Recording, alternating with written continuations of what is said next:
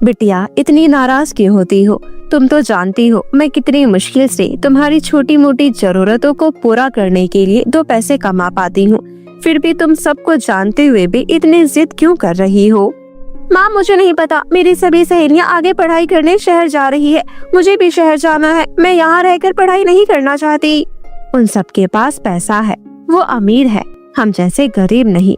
तुम तो मेरी समझदार बेटी हो ना, मेरी प्यारी बिटिया। तुम आगे की पढ़ाई यही गांव में रहकर ही पूरी कर लो। गांव के कॉलेज भी अच्छे हैं। मेरी मजबूरी समझो, मैं शहर के कॉलेज की फीस जमा नहीं कर पाऊंगी। इतनी मुश्किल से सिलाई करके मैं थोड़े बहुत पैसे ही कमा पाती हूँ। मेरी बात को समझो और शहर जाने की जिद छोड़ दो। माँ, मैंने आपसे कह दिया है, मुझे शहर जाकर ही पढ़ना है तो पढ़ना है। मैं अपने आगे की पढ़ाई वहीं पूरी करूंगी। मुझे नहीं पता, चाहे आप रात दिन सिलाई करो या कुछ भी करो, लेकिन मुझे शहर जाकर पढ़ना है। वैसे भी आपने मेरे आज तक किया ही क्या है। ऐसा कहकर काजल गुस्से में घर से बाहर निकल गई। काफी देर गुजर जाने के बाद काजल घर नहीं लौटी।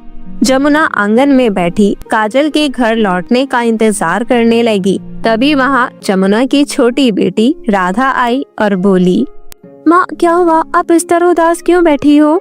मैं काजल की वजह से बहुत परेशान हूँ। इतना समय हो गया है, वो अभी तक घर नहीं आई। कहीं वो घर छोड़कर तो नहीं चली गई? क्या करूँ? मैं कैसी बदनसीब माँ हूँ कि मैं अपने बच्चों की जरूरतों को पूरा नहीं कर पा रही। मेरी प्यारी बच्ची, कहाँ हो तुम? जल्दी से घर वापस आ जाओ। रात हो चुकी थी, लेकिन फिर भी काजल घर नहीं लौटी। फिर जमुना परेशान होते हुए काजल को ढूंढने घर से बाहर निकली। तभी उसे सड़क किनारे काजल बैठी हुई दिखाई दी। ये देख जमुना बोली, काजल बिटिया, बहुत जिद्दी हो तू, बिल्कुल अपने बाप पर गई हो। अच्छा, अब घर चलो। तुम्हें शहर जाकर पढ़ना है ना, तो कल शहर चली जाना। मैं दिन रात सिलाई करके कॉलेज की फीस भर दूंगी। आप सच बोल रही हैं? ये हुई ना बात। अब मैं भी अपनी सहेलियों को दिखाऊंगी कि मैं भी किसी से कम नहीं। हमेशा मुझे चिढ़ाती थी। अब मैं भी उन्हें बताऊंगी कि मैं क्या कर सकती हूँ। जमुना ने पहले से ही कुछ पैसे जोड़ कर रखे थे। उन्हीं पैसों से उसने अपनी बेटी काजल का शहर के कॉलेज में दाखिला करवाया। काजल खुशी खुशी शहर पढ़ने चली गई। वहीं दूसरी ओर बेचारी जमुना दिन रात भूखे प्यासे रहकर सिलाई कर रही थी, ताकि वो काजल के कॉलेज की फीस समय पर भर सके। ऐसे ही समय बीत रहा था। एक दिन काजल का शहर से फोन आता है। हेलो माँ, मेरे कॉलेज में एक बहुत बड़ा फंक्शन होने वाला है और मुझे बहुत ही ज्यादा सुंदर गाउन चाहिए। गाउन ऐसा होना चाहिए जो पूरे कॉलेज में किसी के पास भी ना हो। आपको पता है, इस कॉलेज में बहुत अमीर अमीर लड़कियां मेरे साथ पढ़ती हैं। उन्हें नहीं पता कि मैं गरीब हूँ। मैंने तो उन्हें बता रखा है कि मेरी माँ का बहुत बड़ा बिजनेस है, और मैंने उनसे ये भी कहा है कि मैंने माँ से कहकर अपने लिए विदेश से गाउन मंगवाया है। आप समझ गई होंगी कि मुझे कैसा गाउन चाहिए। काजल, तुम्हें पता भी है हम यहाँ कैसे अपना जीवन काट रहे हैं। तुम जब भी फोन करती हो, ना माँ का हाल चाल पूछती हो, ना छोटी बहन का, बस अपनी फरमाइशें पूरी करवाती हो। तुम्हें अपनी छोटी बहन राधा का जरा भी ख्याल नहीं है। उसका स्कूल छूट गया है और घर में राशन भी नहीं है। रूखी सूखी खाकर अपना गुजारा कर रहे हैं, और तुम कह रही हो तुम्हें गाउन चाहिए। बड़ी मुश्किल से कॉलेज की फीस दे रही हूँ, इसका अंदाजा है तुम्हें? आप हमेशा अपनी गरीबी को रोना रोती रहती हो। आपकी वजह से मेरी यहाँ इंसल्ट होगी तो इससे आपको क्या फर्क पड़ता है? आपको पता भी है कॉलेज में मेरा एक स्टेटस है। अमीर लड़कियों के साथ मेरा उठना बैठना है, समझी? मैंने आपसे एक गाउन मांगा और आप मुझे देने से मना कर रही हैं। कैसी माँ हैं आप? हाँ बेटिया, तुमने बिल्कुल ठीक कहा। तेरी गरीब माँ ने तेरे लिए आज तक कुछ भी नहीं किया। देखो माँ, मुझे नहीं पता, घर के हालात चाहे जैसे भी हो, मुझे 1 हफ्ते बाद गाउन चाहिए तो चाहिए, और गाउन ऐसा होना चाहिए जो पूरे कॉलेज में किसी के पास ना हो। और अगर आपने मुझे गाउन लाकर नहीं दिया तो आप मेरी शक्ल जिंदगी भर नहीं देख पाएंगी। और आपको पता है, जो मैं कहती हूँ वो मैं करती जरूर हूँ। इतना कहकर काजल ने फोन रख दिया। वहीं जमुना को अपनी बेटी की बात सुन बहुत दुख हुआ। उसे समझ नहीं आ रहा था कि वो अब क्या करे। हे भगवान, अब मैं क्या करूँ?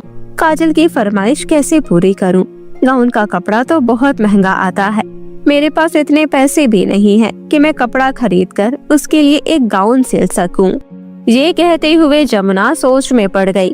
तभी एक औरत ने उसका दरवाजा खटखटाया। कोई है यहाँ? क्या कोई मेरी मदद कर सकता है? आवाज सुन जमुना तुरंत दरवाजे पर गई तो देखा उसके सामने एक औरत खड़ी थी। उस औरत के सारे कपड़े कीचड़ में सने हुए थे। अरे, आपके तो सारे कपड़े तो गंदे हो गए हैं। आओ आओ अंदर आओ। मैं यहाँ से गुजर रही थी तभी मैं कीचड़ में गिर गई और मेरे सारे कपड़े गंदे हो गए। क्या तुम मुझे पहनने के लिए अपनी कोई साड़ी दे सकती हो? हाँ हाँ क्यों नहीं बहन, तुम यहीं बैठो, मैं अभी आई। ये कहकर जमुना ने अपनी पुरानी अटैची खोली। उसके पास जितनी भी साड़ी थी सब फटी हुई थी। इतने सालों से मैंने एक भी साड़ी नहीं खरीदी, जो भी है हर जगह से फटी हुई है। अब मैं बेचारी को कौन सी साड़ी पहनने दूं? तभी जमुना की नजर लाल रंग की साड़ी पर गई जो उसने अपनी शादी पर पहनी थी। बस यही साड़ी बची है जो बिल्कुल नई है। मैंने इसे बस एक ही बार पहना था। एक काम करती हूँ, यही साड़ी उन्हें पहनने के लिए दे देती हूँ। ऐसा कहकर जमुना अपनी शादी की साड़ी लेकर कमरे से बाहर आई और उस औरत को देते हुए बोली, ये लो बहन, तुम ये साड़ी पहन लो, तुम पर अच्छी लगेगी, तुम बहुत गोरी हो ना। अरे वाह, ये साड़ी तो बहुत ही सुंदर है। हाँ बहन, ये मेरी शादी की साड़ी है, लेकिन अब मेरी किसी काम की नहीं, इसे तुम रख लो। तभी वो औरत एक सुंदर परी में बदल गई। जमुना, मैं तुम्हारी परीक्षा ले रही थी। तुम्हारा दिल बहुत सुंदर है। मैं यहाँ से गुजर रही थी तो मैंने तुम्हारे चेहरे पर बहुत उदासी देखी, इसलिए तुम्हारी मदद करने चली आई। तुम्हें तो पता है हम परियों का काम होता है परीक्षा लेना, और जो इंसान नेक और अच्छा होता है हम उनकी परेशानियां दूर करते हैं। अब बताओ तुम किस वजह से इतनी दुखी हो? जमुना रोते हुए परी को सारी बात बताती है। जमुना की बात सुन परी बोली, अच्छा तो तुम अब रोना बंद करो, मैं तुम्हारी समस्या अभी हल किए देती हूँ। इतना कहकर परी ने अपनी जादुई छड़ी घुमाते हुए एक चमचमाता सा गाउन प्रकट किया और जमुना से बोली, ये लो, ये गाउन ले जाकर तुम अपनी बेटी को दे दो और अब तुम जल्दी से मुस्कुरा दो। परी जी, आपका बहुत बहुत धन्यवाद। आपने मुझे ये गाउन देकर मुझ पर बहुत बड़ा उपकार किया। उसके बाद परी वहाँ से गायब हो गई। फिर अगले दिन जमुना गाउन लेकर अपनी छोटी बेटी राधा के साथ शहर जाने के लिए निकल गई और हॉस्टल जा पहुँची जहाँ काजल रहती थी। अपनी माँ और छोटी बहन को देख काजल गुस्से से बोली, तुम दोनों बिना बताए मुंह उठाकर यहाँ क्यों चली आई? अगर तुम्हें किसी ने मेरे साथ यहाँ देख लिया तो मेरी इज्जत की धज्जियां उड़ जाएंगी। अरे बिटिया, मैं तो तुम्हें ये गाउन देने आई थी। अगर गाउन बनकर तैयार हो गया था तो मुझे फोन कर देती, मैं खुद ही लेने आ जाती। तुम्हें क्या जरूरत थी यहाँ आने की? काजल अपनी माँ पर बहुत गुस्सा हो रही थी कि तभी उसके हॉस्टल की कुछ सहेलियों ने उन्हें देख लिया और वो काजल से बोली, अरे यार काजल, ये गरीब लोग कौन है? इनके कपड़े तो देखो कितने फटे हुए हैं। तुम इन गरीब फटीचर लोगों से बात क्यों कर रही हो? ये है कौन? ओह यार, ये तो मेरे घर की नौकरानी है। मेरी मम्मी ने मेरे लिए गाउन भेजा है, ये बस वही देने आई है। अब ये गाउन मुझे दो और जाओ यहाँ से। वाओ काजल, तुम्हारा गाउन तो बहुत ही ज्यादा सुंदर है, लगता है बहुत महंगा होगा। सच में तुम्हारी मम्मी तो बहुत ही अच्छी है। ऐसा गाउन मैंने पहले कभी नहीं देखा, कैसे सोने की तरह चमक रहा है। हाँ, मेरी मम्मी ने बताया है पूरे 5 लाख का गाउन है। मैंने तुम्हें कहा था ना, मेरी मम्मी मेरी सारी फरमाइशें पूरी करती हैं। जिस चीज पर मैं हाथ रख दूं वो मेरी हो जाती है। अरे तुम दोनों अभी तक यहाँ से गई नहीं, जाओ यहाँ से। अपनी बड़ी बेटी काजल के मुंह से ऐसे शब्द सुनकर जमुना को बहुत दुख हुआ और वो अपनी छोटी बेटी राधा को लेकर वहाँ से वापस आ गई। तभी राधा रोते हुए बोली, माँ देखो ना, दीदी ने अपनी सहेलियों के सामने हमें गरीब फटीचर नौकरानी और पता नहीं क्या क्या कहा, लेकिन आप चुपचाप सुनती रही। आपने कुछ नहीं कहा। आपने दीदी के लिए इतना सब कुछ किया, आपको अपनी माँ कहते हुए भी दीदी को शर्म आ रही है। ऐसी बेटी, ऐसी बहन भगवान किसी को ना दे।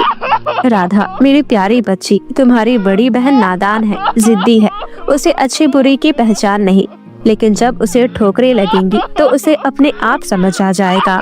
वहीं दूसरी ओर फंक्शन वाले दिन जब काजल वो गाउन पहनकर कॉलेज पहुंची, तभी कॉलेज की सभी लड़कियां उसे देख जोर जोर से हंसने लगी।